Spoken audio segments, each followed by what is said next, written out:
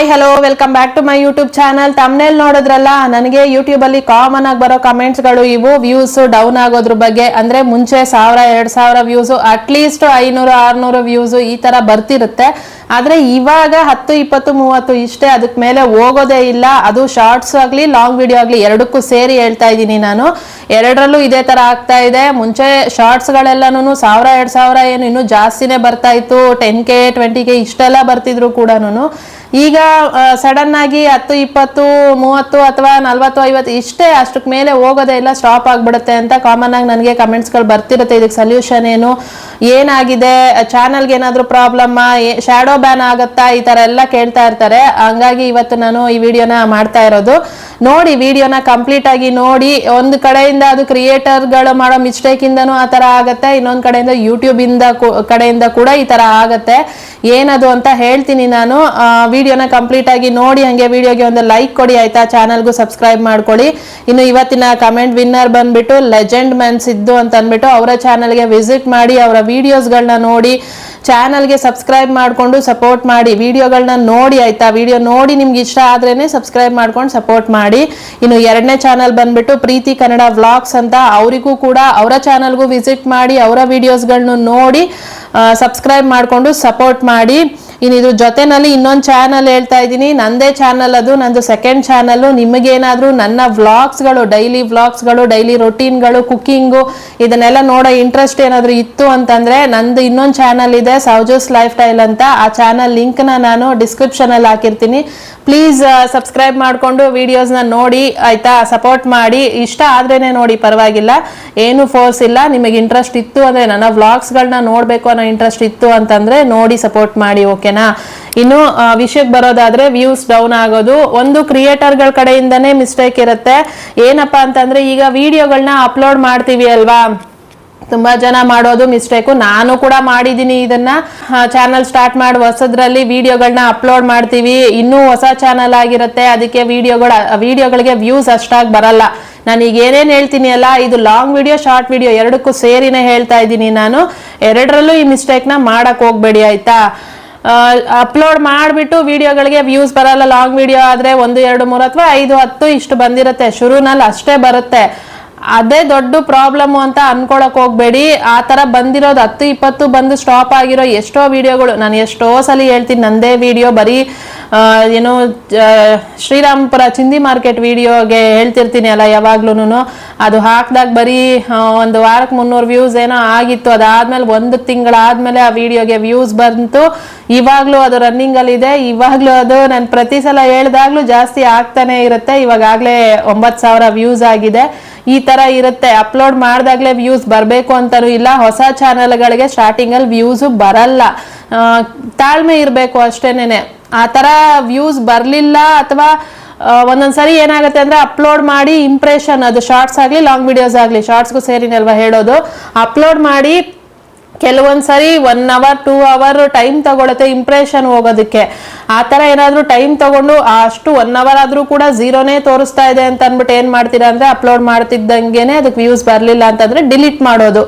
ಈ ತರ ಮಾಡಕ್ ಹೋಗ್ಬೇಡಿ. ಡಿಲೀಟ್ ನ ಯಾವಾಗ ನೀವು ಮಾಡ್ತೀರಲ್ಲ ಅವಾಗ್ಲೇ ರೀಚ್ ಡೌನ್ ಆಗ್ಬಿಡುತ್ತೆ. ನೀವು ಪ್ರತಿ ವಿಡಿಯೋನು ಆ ತರ ಡಿಲೀಟ್ ಮಾಡ್ತಾ ಹೋಗ್ತಿದೆ ಅಂದ್ರೆ ನೆಕ್ಸ್ಟ್ ಹಾಕೋ ವಿಡಿಯೋಗಳಿಗೆ ವ್ಯೂಸ್ ಬರಲ್ಲ. ಇದು ಶಾರ್ಟ್ಸ್ ಆಗ್ಲಿ ಲಾಂಗ್ ವಿಡಿಯೋನ ಆಗ್ಲಿ ಎಷ್ಟಾದ್ರೂ ಬರ್ಲಿ, ಅಪ್ಲೋಡ್ ಮಾಡದ್ಮೇಲೆ ಮುಗೀತು. ಅಪ್ಲೋಡ್ ಮಾಡೋದಕ್ಕೂ ಮುಂಚೆನೆ ನೀವು ವಿಡಿಯೋದಲ್ಲಿರೋ ಪ್ರಾಬ್ಲಮ್ಸ್ಗಳನ್ನೆಲ್ಲ ನೋಡ್ಕೊಳ್ಳಿ, ಕರೆಕ್ಟ್ ಆಗಿದೆಯಾ ವಿಡಿಯೋನ ನೋಡ್ಕೊಳ್ಳಿ. ಅಪ್ಲೋಡ್ ಮಾಡಾದ್ಮೇಲೆ ನೋಡ್ತೀನಿ ಅಂತ ಅನ್ಕೊಂಡು ಆ ತರ ಎಲ್ಲ ಅಪ್ಲೋಡ್ ಮಾಡಕ್ ಹೋಗ್ಬೇಡಿ.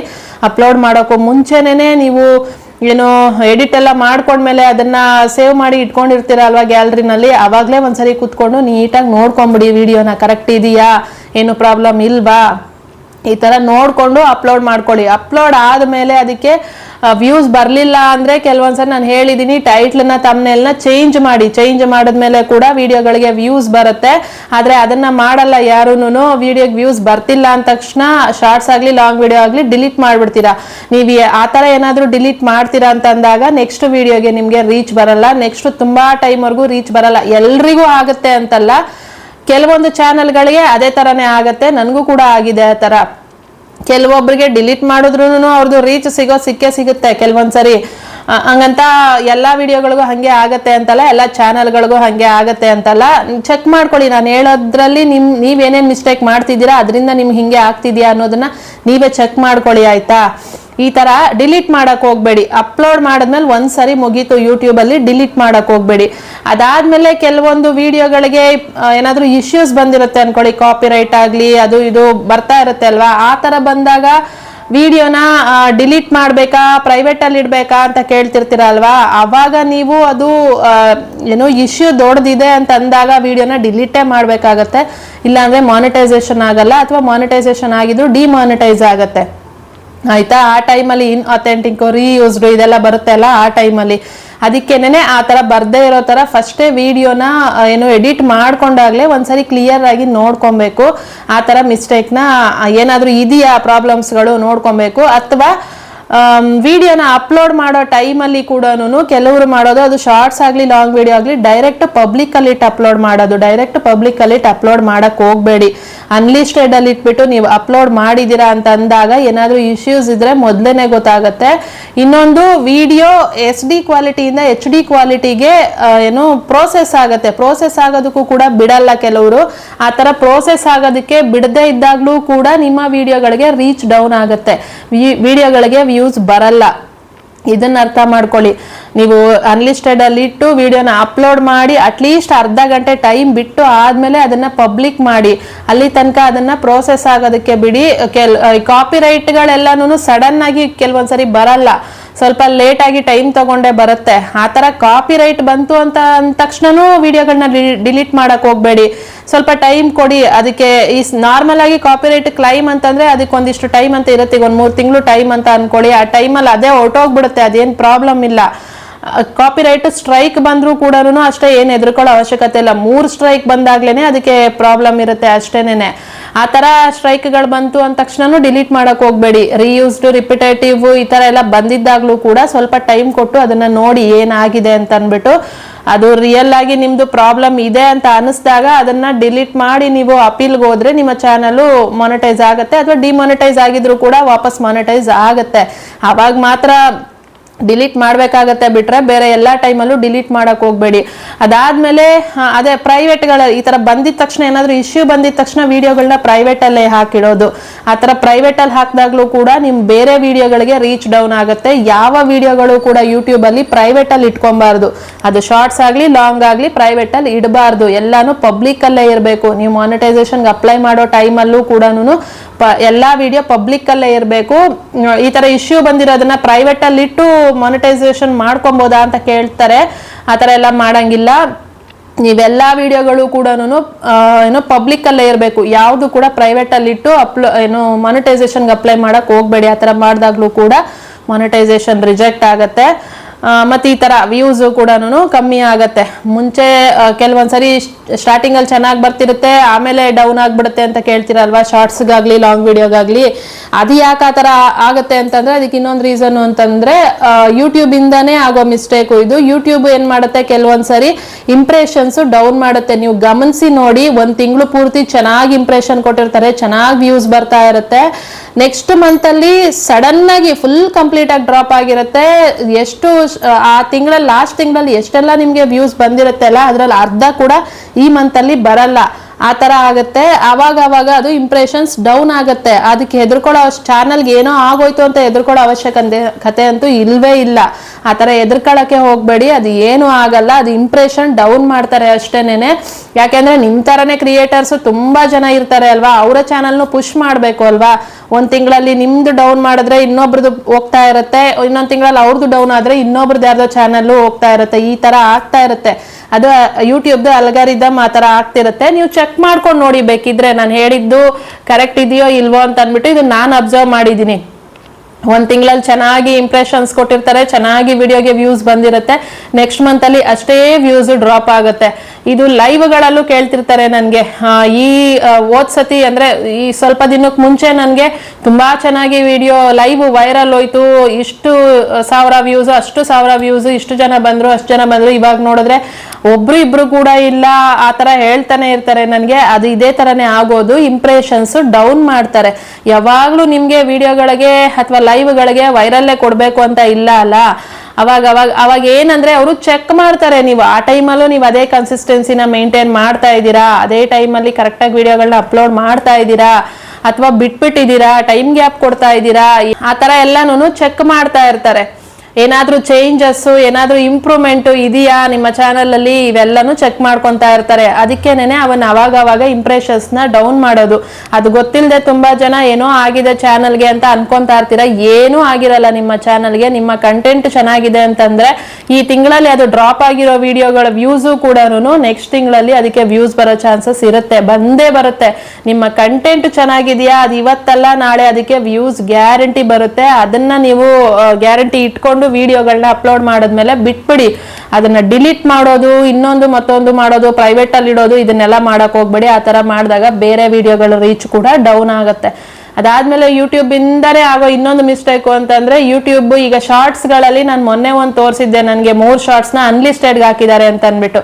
ಯಾಕೆ ಅಂದ್ರೆ ಈಗ ನಾನು ಬೇರೆಯವರ ಮ್ಯೂಸಿಕ್ ನ ಯೂಸ್ ಮಾಡ್ಕೊಂಡು ಶಾರ್ಟ್ಸ್ ಗಳನ್ನ ಹಾಕಿದ್ದಾಗ ಆ ಒರಿಜಿನಲ್ ಕ್ರಿಯೇಟರ್ ಯಾರಿರ್ತಾರೆ ಅವರ ವಿಡಿಯೋನ ಅವರು ಡಿಲೀಟ್ ಮಾಡಿದ್ದಾರೆ ಅಂತಂದ್ರೆ ಯೂಟ್ಯೂಬ್ ಇಂದ, ಅದು ಏನ್ ಮ್ಯೂಸಿಕ್ ನ ನಾವು ಯೂಸ್ ಮಾಡ್ಕೊಂಡಿರ್ತೀವಿ ಅಲ್ಲ, ನಮ್ಮ ವಿಡಿಯೋಗಳಲ್ಲಿ ಆ ಮ್ಯೂಸಿಕ್ ಮ್ಯೂಟ್ ಆಗುತ್ತೆ. ಅದನ್ನ ಯೂಟ್ಯೂಬ್ ಡೈರೆಕ್ಟ್ ಆಗಿ ಅನ್ಲಿಸ್ಟೆಡ್ ಹಾಕುತ್ತೆ. ಆ ತರ ಅನ್ಲಿಸ್ಟೆಡ್ ಗೆ ಹಾಕ್ದಾಗ್ಲೂ ಕೂಡ ಬೇರೆ ವಿಡಿಯೋಗಳಿಗೆ ರೀಚ್ ಡೌನ್ ಆಗೋ ಚಾನ್ಸಸ್ ಇರುತ್ತೆ. ಎಲ್ಲಾ ವಿಡಿಯೋಗಳಿಗೂ ಆಗ್ಬೇಕು, ಎಲ್ಲಾರ್ಗೂ ಆಗ್ಬೇಕು ಅಂತ ಇಲ್ಲ, ಕೆಲವರಿಗೆ ಆಗತ್ತೆ ಆ ತರ. ಅದು ಒಂದು ಕಾರಣ ಆಗಿರುತ್ತೆ. ಆ ತರ ಯೂಟ್ಯೂಬೇ ಮಾಡೋ ಮಿಸ್ಟೇಕ್, ಅದು ಅವರೇ ಅನ್ಲಿಸ್ಟೆಡ್ ಹಾಕಿರೋದು, ಅದು ನಾವ್ ಹಾಕಿಲ್ಲ. ಆದ್ರೂ ಕೂಡ ಆ ತರ ರೀಚ್ ಡೌನ್ ಆಗೋ ಚಾನ್ಸಸ್ ಇರುತ್ತೆ, ಆಯ್ತಾ. ಹಾಗಾಗಿ ಮ್ಯೂಸಿಕ್ ಗಳನ್ನ ಜಾಸ್ತಿ ಯೂಸ್ ಮಾಡ್ಕೊಬೇಡಿ ಅಂತ ಅದಕ್ಕೆ ಹೇಳೋದು ನಾನು. ಈ ತರ ಎಲ್ಲ ಇಷ್ಟೆಲ್ಲ ಕಾರಣಗಳು ಇರುತ್ತೆ. ಕೆಲವೊಂದ್ಸರಿ ನಾವೇ ಮಾಡೋ ಮಿಸ್ಟೇಕ್ ಆಗಿರುತ್ತೆ, ಕೆಲವೊಂದ್ಸರಿ ಯೂಟ್ಯೂಬ್ ಕಡೆಯಿಂದ ಮಿಸ್ಟೇಕ್ ಆಗಿರುತ್ತೆ. ಹೆಂಗಾದ್ರೂ ಸರಿ ವ್ಯೂಸ್ ಡೌನ್ ಆಯ್ತು ಅಂದ ತಕ್ಷಣ ನೀವು ವ್ಯೂಸ್ ಡೌನ್ ಆಯ್ತು ಅಥವಾ ಚಾನಲ್ಗೆ ಏನೋ ಆಗೋಯ್ತು ಅಂತ ಭಯಪಟ್ಕೊಂಡು ಕೆಲವರು ಎಲ್ಲಾ ವಿಡಿಯೋಸ್ಗಳನ್ನು ಡಿಲೀಟ್ ಮಾಡ್ತಾರೆ, ಕೆಲವರು ಚಾನಲ್ನೇ ಡಿಲೀಟ್ ಮಾಡ್ಬಿಡ್ತಾರೆ. ಈ ತರ ಎಲ್ಲ ಮಾಡಕ್ ಹೋಗ್ಬೇಡಿ. ಚಾನೆಲ್ನ ಶುರು ಮಾಡಿದೀರಾ, ವಿಡಿಯೋಗಳನ್ನ ಅಪ್ಲೋಡ್ ಮಾಡಿದೀರಾ.